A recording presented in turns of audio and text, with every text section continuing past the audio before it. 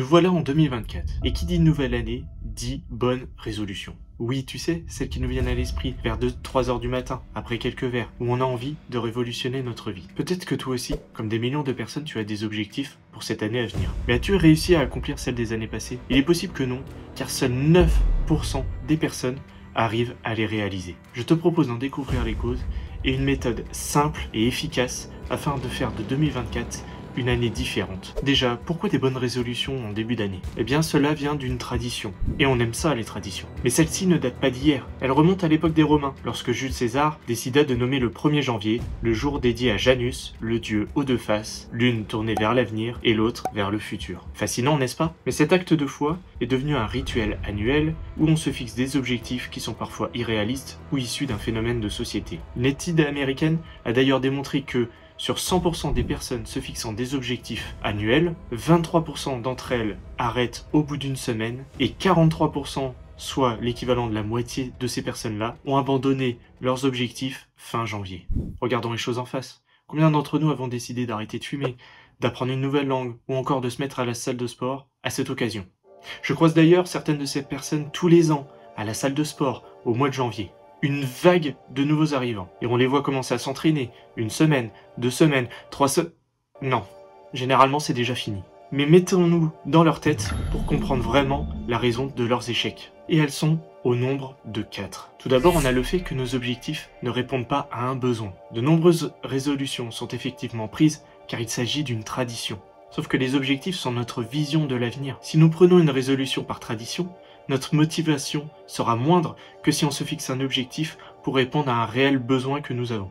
Dire « je vais m'inscrire à la salle de sport pour prouver aux autres, à nos amis, à notre famille qu'on en est capable » paraît bien sur le papier, cependant ce n'est pas une bonne raison. Par contre, le faire parce qu'on souhaite prendre soin de son corps en fait une raison beaucoup plus valable, ce qui nous permettra de le garder dans le temps. La deuxième problématique, c'est les obstacles. Il faut s'attendre à des obstacles, peu importe que notre objectif soit petit ou simple, dans tous les cas, il y a un potentiel risque. Et d'ailleurs, heureusement, parce que sinon, si tout était simple et qu'on n'avait aucune difficulté à les atteindre, on pourrait faire absolument tout ce que l'on veut sans effort, et donc on serait déjà tous millionnaires.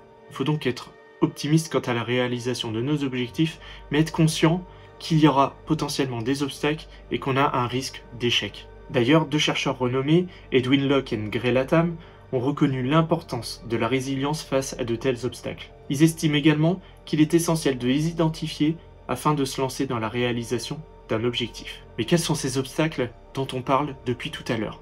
Eh bien, il y en a 2 catégories différentes. Tout d'abord, il y a les obstacles que l'on se crée soi-même, donc directement dans notre cerveau, où on a notamment la peur de l'échec, la peur de ce que les autres vont penser de nous, la peur de ne pas être capable, de ne pas avoir les compétences pour accomplir nos objectifs, ou encore la procrastination. Nous devons être conscients que nos propres pensées peuvent nous bloquer dans la réalisation de nos objectifs. On doit constamment s'imaginer en train de réussir, car si on ne le fait pas, le doute peut s'installer. Et ça, c'est ce qu'on ne veut pas. La deuxième catégorie d'obstacles, eh bien, c'est notre environnement, qui peut intervenir sur plusieurs points, notamment notre routine quotidienne, c'est-à-dire plus simplement la gestion du temps qu'on alloue et généralement, on met beaucoup plus de temps pour des choses qui n'ont pas d'impact, qui ne sont pas significatifs, plutôt que les passer sur nos propres objectifs afin de les accomplir. Ensuite, on peut avoir l'environnement de notre bureau ou encore de notre domicile.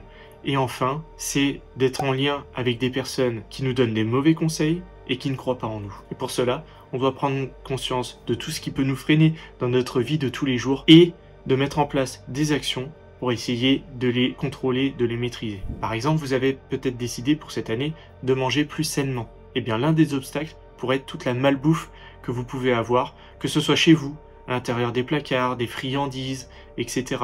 Ou alors, tout simplement, de temps en temps, lorsqu'un ami vous propose d'aller faire un fast-food et vous voyez difficilement refuser cette offre, eh bien, vous pouvez déjà décider de supprimer toute la malbouffe que vous avez chez vous. Jetez-la, donnez-la, peu importe, mais surtout, pensez bien à ne pas en racheter. Réservez-la uniquement pour un plaisir de temps en temps. La troisième problématique, c'est de ne pas mesurer ses progrès. Fixer des objectifs stimulants, c'est bien, mais les mesurer, c'est encore mieux. Cela vous permettra notamment de mesurer vos progrès, mais vous donnera encore plus un coup de boost afin de continuer dans cette démarche. Cela vous donne également l'occasion de fêter les petites victoires, vous permettant de continuer ce chemin au fur et à mesure. Ce qui fait que les gens arrêtent rapidement la salle de sport, c'est qu'ils ne voient pas de résultats. En effet, ceux-ci sont très difficiles à percevoir dans les débuts, et d'autant plus si on ne se fixe pas des étapes afin de les suivre au fur et à mesure. On se dit donc que ce que l'on fait ne sert à rien, et donc on arrête.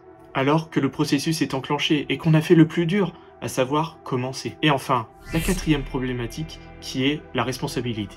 Des études montrent que les personnes qui ne se contentent pas juste d'écrire leurs objectifs, mais qui sont aussi capables d'en rendre compte, ont 2 fois plus de chances de les atteindre. Et ça, c'est pour ceux qui déjà écrivent leurs objectifs. Car je vous rappelle que le soir du nouvel an, les objectifs, ça ressemble plus à un pacte passé avec nos amis à l'oral, donc quelque chose qu'on oublie, et généralement, plus tard, on ne pense pas à le noter, et donc on ne les fait jamais. L'obligation de rendre compte signifie que vous êtes responsable devant une personne de l'accomplissement de votre objectif, ce qui peut être motivant. Et il y a 4 raisons de le faire. Tout d'abord, d'en parler directement à un ami, ou encore de créer ou de rejoindre un groupe qui est en lien avec cet objectif-là.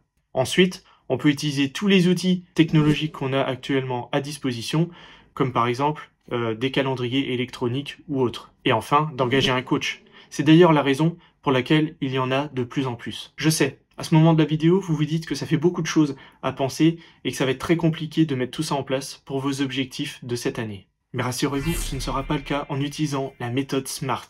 Vous en avez peut-être déjà entendu parler car elle est largement utilisée, notamment dans la gestion de projet ou encore le coaching personnel professionnel. Vous pourrez donc l'utiliser pour plusieurs aspects de votre vie. Voici donc les 5 étapes qui se cachent derrière cet acronyme.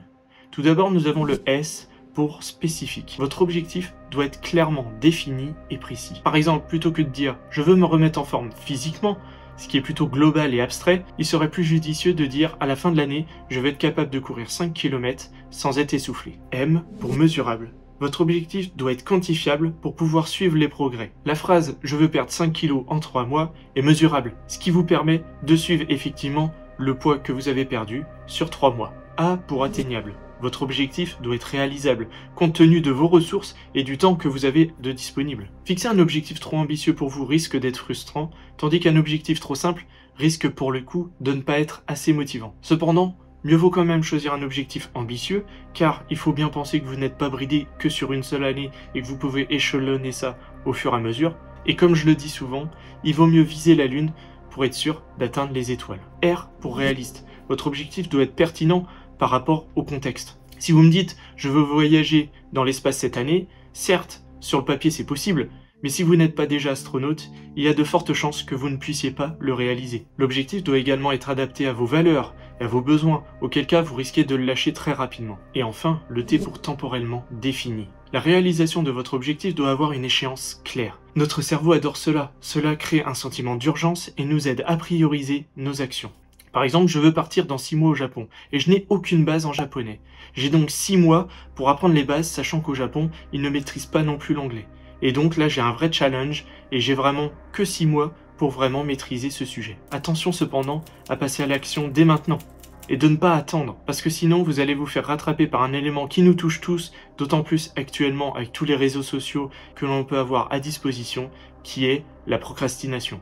Et si vous laissez avoir par elle, eh bien, vous avez 6 mois et vous allez attendre les 2 dernières semaines avant de commencer. C'est d'ailleurs un sujet que je traiterai dans une prochaine vidéo et je vous laisse me dire en commentaire si cela vous intéresse. En utilisant cette méthode et en faisant attention aux 4 obstacles dont je vous ai parlé plus tôt dans cette vidéo, vous avez toutes les clés en main pour pouvoir réaliser vos objectifs en 2024. Vous n'avez plus qu'à prendre un crayon et un papier et surtout de passer à l'action. Vous aurez peut-être remarqué que tout au long de cette vidéo, j'emploie plutôt le mot objectif que le mot résolution. Pourquoi?